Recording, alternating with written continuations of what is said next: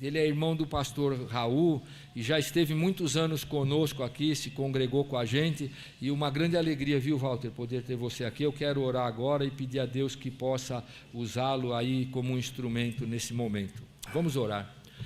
Pai, muito obrigado pelo que já temos feito aqui, cultuando ao Senhor, o único Deus vivo e verdadeiro, Deus todo-poderoso, e a nossa expectativa, papai, e o desejo nosso agora é que através da Tua palavra o Senhor venha a falar aos nossos corações, venha desafiar as nossas vidas e venha, Senhor, a trazer uma mensagem que nos ajude a nos tornarmos mais semelhantes com Jesus, o nosso Salvador. Colocamos o Walter agora em Tuas mãos, pedindo que o Senhor o use por instrumento e que a Tua palavra venha ao encontro do nosso coração, encontrando ali solo fértil para que a apliquemos às nossas vidas.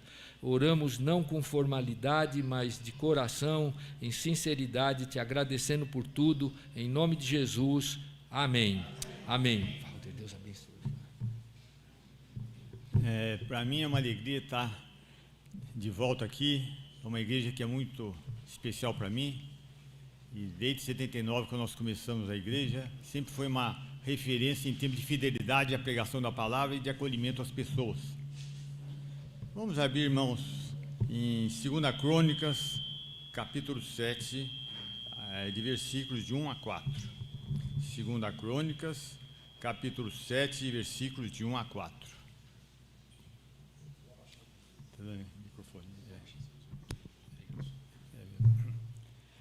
Eu vou ler. Quando Salomão terminou de orar, desceu fogo do céu e queimou os holocaustos e os sacrifícios. E a presença gloriosa do Senhor encheu o templo. Os sacerdotes não podiam entrar no templo do Senhor, pois a presença gloriosa do Senhor havia enchido o templo.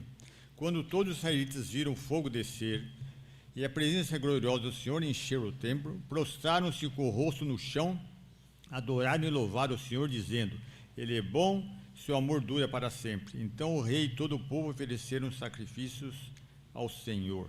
Vamos orar. Senhor Deus, Teu Espírito Santo me capacite a expor a palavra de Deus com fidelidade. Em nome de Jesus, amém. Para entendermos um pouco o contexto, não vou me alongar muito, vamos no capítulo 6, versículo 7. O desejo do rei Davi era construir o santuário para Deus, mas essa não era a vontade de Deus. Deus permitiu que ele coletasse o material, mas seria o filho dele, Salomão, que faria. Capítulo 6, versículo 7. Salomão falando: Meu pai Davi queria construir esse templo em honra ao nome do Senhor, o Deus de Israel. Mas o Senhor lhe disse: Sua intenção de construir o templo em honra ao meu nome é boa, mas essa tarefa não caberá a você. Um dos seus filhos construirá o templo em honra ao meu nome. E quem construiu foi exatamente quem? Salomão. Salomão, quando o templo estava pronto, ele fez uma oração de dedicação ao Senhor. Nós vemos no capítulo 6, né? A partir do versículo 12 dele, ele começa a orar e tal, né? Então, voltando para o capítulo 7, nós vemos: quando Salomão terminou de orar, desceu fogo do céu. Aqui nós vamos tentar explicar quase versículo por versículo, né? Desceu fogo do céu. O que significa descer o fogo do céu? Vamos abrir no capítulo 18 de 1 Reis. 18 de 1 Reis.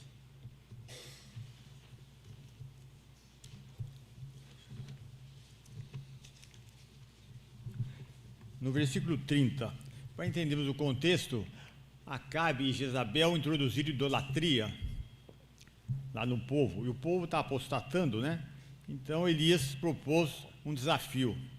Falou: vocês que têm os seus sacerdotes aí, vocês façam um sacrifício, eu também vou ofertar um sacrifício também, e aquele que tiver a capacidade, o Deus, de descer fogo do céu, será aquele que é o Deus verdadeiro. Então no versículo 30 ele fala: Então Elias disse ao povo: Venham aqui. Todos se reuniram em volta dele, enquanto ele consertava o altar do Senhor que havia sido derrubado.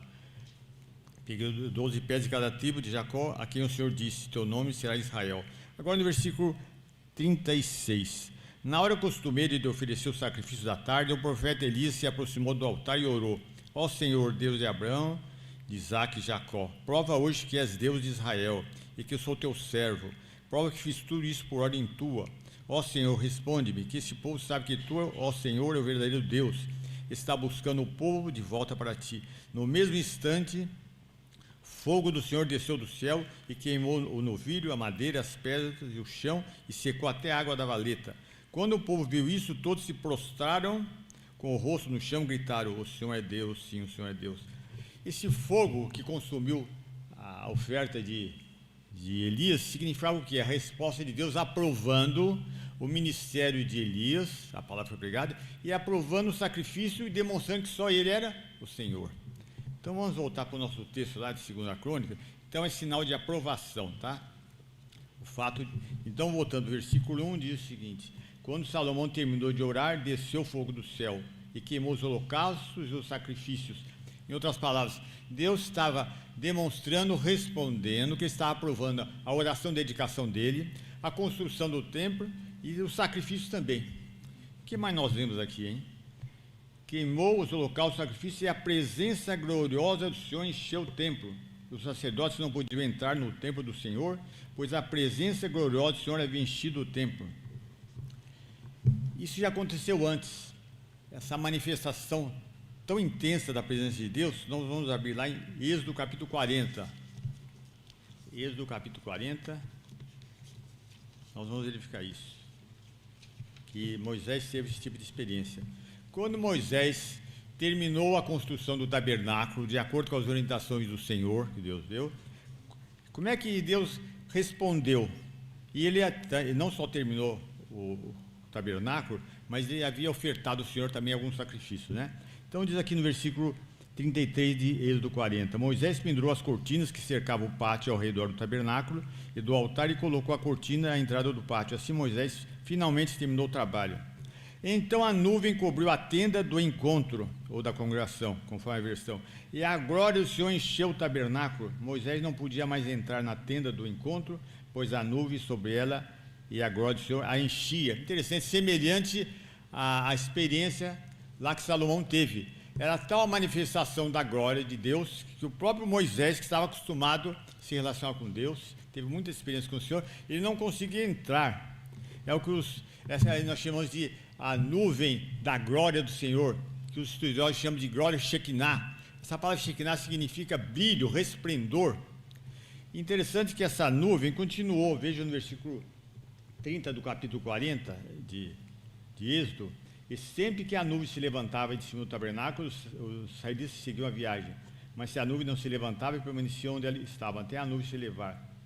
Durante o dia, a nuvem do Senhor pairava no ar, acima do tabernáculo, e à noite o fogo ardia dentro da nuvem, de modo que o povo de Israel podia vê-la. E isso aconteceu ao longo de toda a jornada dos israelitas. Quer dizer, durante os 40 anos no deserto, eles tiveram essa experiência. A nuvem não só manifestava a glória, mas também mostrava a misericórdia e a graça de Deus. Por que eu falo isso? Imagina durante o dia aquele calor terrível, ela servia como uma espécie de toldo para proteger do calor. E à noite, para iluminar caso eles peregrinassem e para proteger de férias dos inimigos que aparecessem. Interessante que essa nuvem de glória, ela percorre todo o Antigo Testamento e no Novo também. Nós vamos verificar alguma coisa assim. Vamos abrir lá em Êxodo capítulo 3. Êxodo capítulo 3, verificar uma coisa interessante, que o livro de Êxodo começa com a manifestação da glória de Deus e termina também com a manifestação da glória de Deus. Então Moisés estava lá com o rebanho, e ele diz assim, no versículo 2 de capítulo 3 de Êxodo: ali o anjo do Senhor, que é Cristo pré-encarnado, lhe apareceu no fogo que ardia no meio do arbusto. Moisés olhou admirado, pois embora o arbusto estivesse envolto em chamas, o fogo não o consumia. Que coisa espantosa, pensou ele. Por que o fogo não consome o arbusto? Percebeu-se de perto. Quando o Senhor viu a Moisés se aproximar para observar melhor, Deus o chamou no meio do arbusto e disse: Moisés, Moisés, estou aqui. Deus se manifestou. Interessante, esse fogo que se manifesta aqui no arbusto é aquele mesmo fogo que se manifestou naquela nuvem gloriosa, seja na experiência de Salomão ou na experiência do próprio Moisés.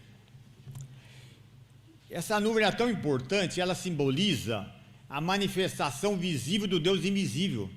É um símbolo, uma representação da glória de Deus em meio ao seu povo. E tanto no Antigo como no Novo Testamento, essa nuvem de glória aparece. Vamos abrir no capítulo 17 de Mateus, na transfiguração de Cristo. Muitas pessoas não relacionam isso. Mateus capítulo 17, nós vamos verificar que a experiência foi exatamente da mesma nuvem, versículo 1 do capítulo 17 de Mateus.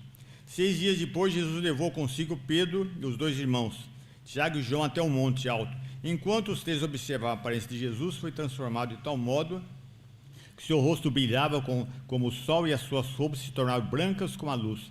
De repente, Moisés e Elias apareceram e começaram a falar com Jesus. Pedro exclamou: Senhor, é maravilhoso estarmos aqui. Se quiser, farei 3 tendas. Uma será sua, uma para Moisés e outra para Elias. Veja agora no versículo 5. Enquanto ele falava, uma nuvem brilhante os cobriu e uma voz que vinha da nuvem disse: Este é meu filho amado em quem me comprado. Está vendo? A mesma nuvem gloriosa, a nuvem de glória, que apareceu lá no Velho Testamento em algumas ocasiões, para Moisés e outros servos de Deus também, e na época de Salomão, é a mesma que está aparecendo aqui. Vamos para frente também, vamos em Mateus 24. Mateus capítulo 24. Então, essa nuvem de glória, vale a pena fazer um estudo sobre essa nuvem de glória, né? No sentido, veja Mateus 24, versículo 30.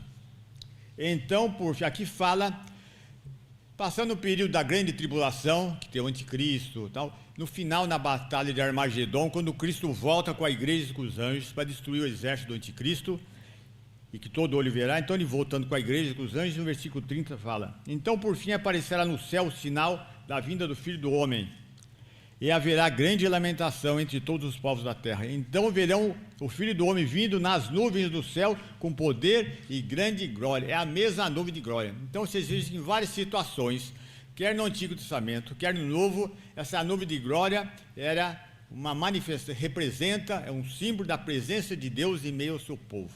Tá bom? Vamos voltar agora para a 2 Crônicas, que é o nosso texto, né?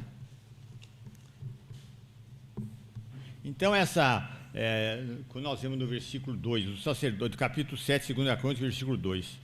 Os sacerdotes não podiam entrar no templo do Senhor, pois a presença gloriosa do Senhor havia enchido o templo. Tem outro episódio também. Voltando para o capítulo 6, quando eles estavam terminando a construção do tabernáculo, tinha a Arca da Aliança, que ficava no lugar santíssimo. E quando os sacerdotes foram colocar no local apropriado, veja aqui no versículo, capítulo 5, quer dizer, capítulo 5, 2 Crônicas, versículo 13. Os que tocavam trombetas e os cantores de uníssono louvaram e agradeceram ao Senhor. Acompanhados de trombetas, símbolos e outros instrumentos, levantaram as vozes, louvaram o Senhor com essas palavras: Ele é bom e seu amor dura para sempre. Nesse momento, uma densa nuvem encheu o templo do Senhor. Com isso, os sacerdotes não puderam dar continuidade ao seu serviço, não podiam ministrar, né? Pois a presença gloriosa do Senhor encheu o santuário. Deixa eu ver que coisa. Então, essa nuvem não aparece por acaso, não. É um símbolo, uma representação, um sinal da presença de Deus em meio ao seu povo. Que bênção, né? Então, quando diz aqui no versículo 2 de 2 Crônicas 7, os sacerdotes não podiam entrar no templo do Senhor, pois a presença gloriosa do Senhor havia enchido o templo. Quando todos os israelitas viram o fogo descer e a presença gloriosa do Senhor, imagine como ficaram impactados, hein? Como eles reagiram, hein? Prostraram-se com o rosto no chão e adoraram e louvaram o Senhor. Então, essa manifestação visível do Deus invisível impactou. Como eles não podiam ter uma visão direta, imediata da glória essencial de Deus, que ninguém suportaria, havia uma manifestação, até onde eles podiam suportar, né? De que Deus está presente e que Deus realmente é real, que iria habitar com eles. E é interessante que essa nuvem parece em forma de luz, de fogo, e realmente é uma maneira de os homens saberem que Deus não os abandonaria. Então, durante toda a história bíblica, há manifestações dessa nuvem gloriosa do Senhor. Agora, qual deve ser a nossa reação, a nossa resposta diante da revelação da pessoa gloriosa de Deus através da palavra? Como eles reagiram? Nós vemos aqui no versículo 3. Quando todos os israelitas viram o fogo descer e a presença gloriosa do Senhor encheu o templo, prostraram-se com o rosto no chão, adoraram e louvaram o Senhor, dizendo: Ele é bom e seu amor dura para sempre. Interessante aqui, milhares de pessoas, já imaginaram? Milhares de pessoas, as vozes de milhares de pessoas falando: Ele é bom e seu amor dura para sempre. Imagina como deve ter sido marcante aquele momento, né? Então, isso é uma coisa importante, é um princípio que a gente verifica na palavra de Deus, de Gênesis e Apocalipse, que Deus primeiro se revela a sua glória e fica esperando uma resposta, uma reação da nossa parte. E qual deve ser a nossa reação? Qual deve ser a nossa resposta? Adorar, louvar, obedecer e ter uma vida de submissão ao Senhor. Quando você faz isso, você está glorificando a Deus. Interessante.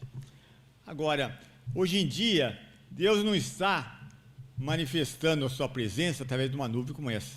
Não que ele não tivesse poder para isso, mas não está. Hoje em dia, como é que nós entramos em contato com a glória do Senhor? Onde é que nós vamos obter uma revelação da glória do Senhor? Através da leitura, estudo e meditação da palavra de Deus. E uma coisa que eu queria frisar agora, que eu lembrei agora de manhã, é o seguinte: numa época de tanta incredulidade como a nossa, que as pessoas acham que a Bíblia está cheia de lendas, de mitos, é importantíssimo nós crermos que no tempo e no espaço da história, esses eventos ocorreram. Isso são fatos. Isso não é uma coisa simbólica, só da carochinha. Não, isso aconteceu. E para a nossa fé isso é importante. Porque o mesmo Deus que se manifestou naquela época, também se manifesta hoje também. E às vezes nós, por incredulidade, ficamos pensando, será que isso aconteceu? Uma série de coisas, né? Então qual deve ser a nossa reação? Deve ser adoração. Agora, a visão da grandeza de Deus, infelizmente, está sendo perdida em muitas igrejas atuais. A visão da grandeza de Deus está sendo perdida.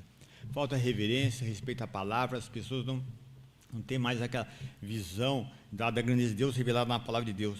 Deus é tão santo, tão soberano, tão poderoso, tão glorioso, agora, no nosso século, como era na época o quê? De Salomão, né, nos tempos bíblicos. E por causa dessa santidade, desse poder, dessa soberania, dessa grandeza de Deus, ele deve ser o quê? Adorado, obedecido, reverenciado, honrado. E seria importante que os crentes, através da leitura da palavra de Deus, ficassem impactados, impressionados com a grandeza de Deus. Mas muitas vezes falta isso. Ou por falta de leitura da palavra de Deus, seja o que for, está faltando isso nas igrejas. As pessoas precisamos realmente nós precisamos ter uma visão renovada da grandeza de Deus através do quê? Da leitura, meditação, estudo da palavra de Deus. Uma visão renovada, diária. Que bênção, hein? A pessoa diariamente, Deus revelando a grandeza dele, a glória dele, e você respondendo com adoração, com honra, com submissão, com obediência à palavra de Deus. Vamos abrir em João capítulo 4, versículo 23. É importante, embora seja um versículo que todos nós já conheçamos, nós colocamos no contexto que nós estamos falando agora, né? Versículos conhecidos. João capítulo 4, versículo 24, fala o seguinte. João 4, 24. Pois Deus é Espírito e é necessário que os seus adoradores adorem em Espírito e em verdade. Um versículo precedente também, versículo 23. Mas está chegando a hora, e de fato já chegou, em que os verdadeiros adoradores adorarão o Pai em Espírito e em verdade. O Pai procura pessoas que o adorem deste modo. Qual foi a reação daquele povo, na época de Salomão, quando viram aquele resplendor, a manifestação da glória de Deus? Se prostraram e adoraram o Senhor. O que é adoração? Fala-se muito de adoração, biblicamente falando. O que é adoração? É a atitude de humilhar-se diante de Deus, reconhecendo e exaltando a sua glória, soberania, santidade e poder. Isso é adoração. É a reação do crente diante da revelação de quem Deus é. Então, Deus, qual é a resposta? Qual deve ser a nossa reação? Tem sido essa a sua experiência, quando você lê a palavra de Deus? Você percebe que está pisando em terreno santo, está lembrado quando Moisés viu a revelação de Deus lá na sarça, no arbusto? Deus falou, tire as sandálias, porque o local onde você está é o quê? Não, normalmente não era, mas porque Deus estava lá. E sabe que nós temos essa experiência, quando abrimos a palavra de Deus, que nós estamos em comunhão com Ele, que estamos diante de terra santa, lendo a palavra de Deus? Então a adoração é exatamente isso. Agora, Deus atualmente não habita em tabernáculos, Deus não habita em templos, Deus habita na igreja. Vamos abrir em capítulo 3 de 1 Coríntios. 1 Coríntios, capítulo 3. Deus não habita. 1 Coríntios, capítulo 3, versículo 16. Vocês não entendem, 1 Coríntios 3,16, vocês não entendem que são o templo de Deus e que o Espírito de Deus habita em vocês? Está falando do corpo de Cristo, corpo e vida de Cristo, tá? Deus destruirá quem destruir o seu templo, pois o templo de Deus é santo e vocês são o templo de Deus. Vê que interessante. Deus, como eu falei, Deus não habita mais em tabernáculos, não habita mais em arbustos, manifesta temporariamente nos lugares, mas manifesta na igreja. E individualmente também. Vamos abrir no capítulo 6 de 1 Coríntios, a partir do versículo 19. Vocês não sabem que o seu corpo é o santuário do Espírito Santo, é o templo do Espírito Santo, que habita em vocês? Lhes foi dado por Deus. Vocês não pertencem a si mesmos, pois foram comprados por preço, portanto, honre a Deus com o seu corpo. Ou em outra versão, glorifique a Deus com o seu corpo. Agora eu faço outra pergunta. O que é glorificar a Deus? Nós usamos certas expressões às vezes, e nós mesmos não sabemos o sentido, né? Glorificar a Deus não é adicionar, fornecer a Deus algo que ele não possui. Puxa, ele está tão carente que você precisa fornecer, precisa glorificar, né? Não é fornecer a Deus algo que ele não possui, mas reconhecer a honra que lhe é devida. É atribuir a Deus supremo valor. Isso que é glorificar a Deus. Não é verdade? E muitas vezes nós não esquecemos disso, né? E como eu falei para vocês, um dia Deus revela a sua glória pela palavra. E qual é a revelação máxima da glória de Deus na palavra de Deus? O Senhor Jesus Cristo. É a revelação máxima. Agora, nós verificamos na palavra de Deus que o Espírito Santo, entre outras missões, ele veio com duas missões importantes em relação a Jesus: revelar a pessoa de Jesus e glorificar a pessoa de Jesus. Vamos abrir lá em capítulo 15 de João, versículo 26. João, capítulo 15, versículo 26.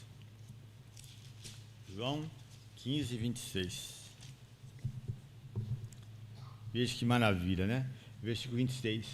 Mas eu enviarei a vocês o encorajador, ou consolador, o Espírito da verdade. Ele virá do Pai e testemunhará a meu respeito. Tá vendo? Ele vem para revelar Jesus.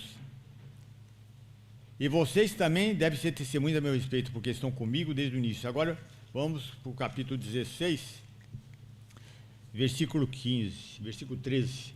Quando vier o Espírito da verdade, ele os conduzirá a toda a verdade. Não falará por si mesmo, mas lhes dirá o que ouviu, lhes anunciará o que ainda está para acontecer. Ele me glorificará, está vendo? Porque lhes contará tudo o que receber de mim. Tudo que pertence ao Pai é meu. Por isso eu disse, o Espírito lhes contará tudo o que receber de mim. Então, se o Espírito Santo, em relação ao Cristo, entre outras coisas, veio para revelar e glorificar Jesus, de que maneira que ele faz isso atualmente? Pela palavra de Deus. Vamos abrir em 2 Coríntios, capítulo 3.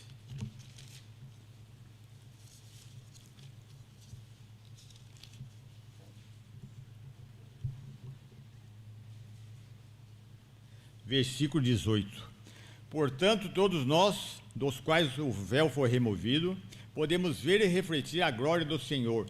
E o Senhor, que é o Espírito, nos transforma gradativamente à sua imagem gloriosa, deixando-nos cada vez mais parecidos com Ele. Quando pela fé, nós vemos a pessoa gloriosa de Cristo revelada nas Escrituras, conforme o Espírito Santo vai revelando, vai iluminando, porque em relação ao crente existe o ministério de iluminação do Espírito Santo. Ele vai nos iluminando a glória de Cristo, e quanto mais você vai vendo Cristo revelado nas Escrituras, a pessoa dele, aí precisamos tanto do Antigo como do Novo Testamento. Tem muitos crentes que só lêem provérbios, né? Só lê salmos. Fica um retrato meio desfigurado de Jesus. Precisa de tudo. Porque tanto o Antigo como o Novo Testamento, através de profecias, tipologia, tipos, símbolos, revela a pessoa de Jesus. Então, quando você vê a pessoa de Jesus revelada na Escritura, o ministério dele, as suas palavras e o Cristo glorioso após a ressurreição, o que acontece? Ocorre uma transformação espiritual no crente, de dentro para fora. E o que acontece? Isso que nós chamamos de processo de santificação. Quanto mais você vai vendo Jesus revelado nas Escrituras, em toda a sua glória, e quanto mais você reage, responde diante dessa revelação de quem Cristo é, o Cristo glorioso, responde com adoração, submissão, louvor, obediência, mais você vai sendo parecido com Jesus, mesmo que você não perceba. É interessante, as pessoas vão convivendo com você, elas percebem o Cristo refletido na tua vida, ainda que que você não saiba. Por exemplo, às vezes a pessoa descrente, que nunca teve um encontro com Cristo, o primeiro contato que ele tem com a pessoa de Cristo, às vezes não é num culto aqui, não. Às vezes não quer vir aqui, né? Ou numa célula, um grupo, não. É o Cristo que está sendo manifestado na tua vida. E aí tá. Então, hoje, se você realmente quer ser mais parecido com Cristo, se você quer realmente conhecer cada vez mais a pessoa de Jesus, é através da leitura, estudo e meditação da palavra de Deus. Eu frequentei uma igreja no passado, aliás, preguei numa igreja no passado, que eles tinham costume, de um grupo de outra, um povo que não é brasileiro, né? E eles tinham o hábito de não trazerem a Bíblia para a igreja, né? Então, tinha um armário, menino, até hoje. Eles chegavam, cada um pegava a sua Bíblia no armário, depois, quando acabava o culto, entregava outra vez. Durante a semana toda, eles não tinham contato com a palavra de Deus, e só no dia do culto, né? Então, o que eles conheciam desse Senhor? Quem é esse Senhor que estão esperando? Então, a palavra de Deus dá a entender o seguinte, que quando o crente lê, estuda e medita a palavra de Deus, e quanto mais ele se aproxima da palavra de Deus para conhecer Jesus, quanto mais ele adora Jesus, quanto mais ele tem intimidade com Jesus, quanto mais ele vê a glória manifestada na pessoa de Jesus, mais ele assemelha a Jesus e mais ele vai o glorificar ao Senhor Deus. Então, a palavra de Deus aqui dá a entender que conforme o versículo que nós vemos aqui, 18, que o Espírito Santo que habita em nós, ele vai manifestando através do nosso caráter, um caráter semelhante a Jesus. Isso vem de dentro para fora, do interior para o exterior. E essa santificação é cada vez mais, o processo vai se dinamizando cada vez mais. Vamos voltar lá para a 2 Crônicas, capítulo 7. Interessante quando chega no versículo 3. Quando todos os israelitas, capítulo 7, 2 Crônicas, quando todos os israelitas viram o fogo descer, e a presença gloriosa do Senhor encher o templo, prostraram-se com o rosto no chão. Outra coisa importante, que significa a palavra glória em relação a Deus? Sua perfeição é sua glória, é a perfeição demonstrada. Glória seria mais, no contexto que nós vemos aqui, né? É a majestade e o resplendor que acompanham a revelação da presença, do poder, da santidade e da soberania de Deus. Vou repetir. Glória é a majestade e o resplendor que acompanham a revelação da presença, do poder, da santidade e da soberania de Deus. É exatamente o sentido esse, glória. Né? Então, o que acontece aqui no versículo 3? Quando todos os israelitas viram o fogo descer e a presença gloriosa do Senhor encher o templo, prostraram-se com o rosto no chão, adoraram e louvaram o Senhor, dizendo: Ele é bom e seu amor dura para sempre. E eu não tenho dúvidas que muitos que adoraram, que quando souberam que eles viram o fogo, viram a presença manifesta do Senhor, que adoraram e louvaram o Senhor, pecaram, se afastaram, deixaram de ter comunhão com Deus, vamos dizer assim, né? Isso acontece muito com a pessoa quando ela vai deixando de a palavra de Deus, né?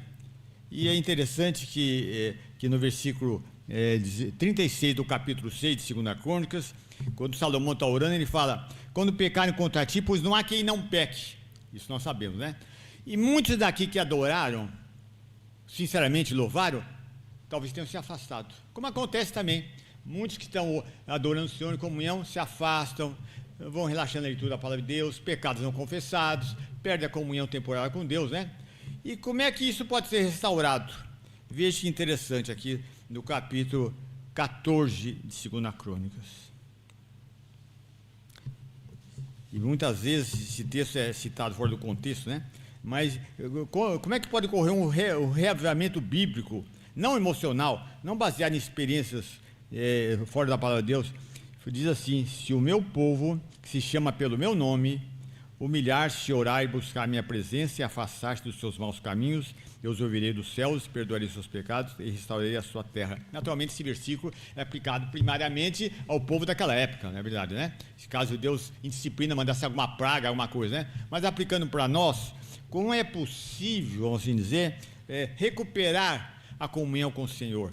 Como é possível novamente você estar capacitado a receber a revelação da glória de Deus pela palavra e reagir com adoração, louvor? Como?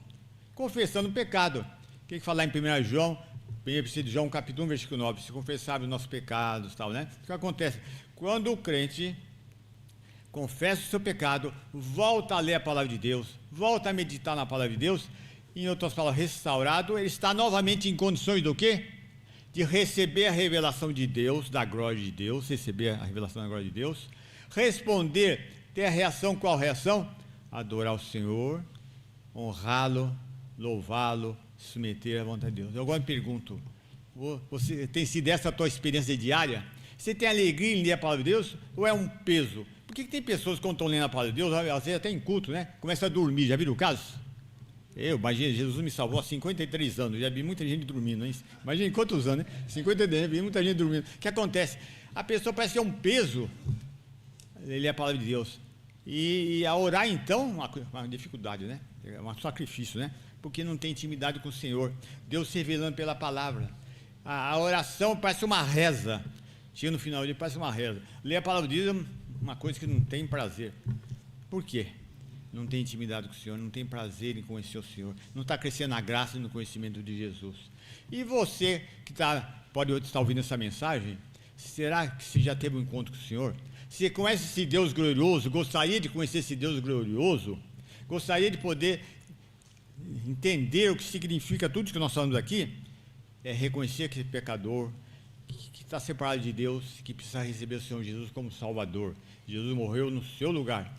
Confessar Jesus como seu Salvador. E você que é crente, para ser restaurado é confessar seu pecado, a negligência na leitura da palavra, porque infelizmente muitos crentes ficam pensando em ter experiências extraordinárias, experiências emocionais, e isso não é isso que é conhecer a Deus. Conhecer a Deus é conhecê-lo pela palavra. Por isso que eu falei, nós precisamos ter uma visão renovada diariamente da grandeza de Deus através da leitura, estudo e meditação da palavra de Deus. Vamos orar com o pastor Carlos.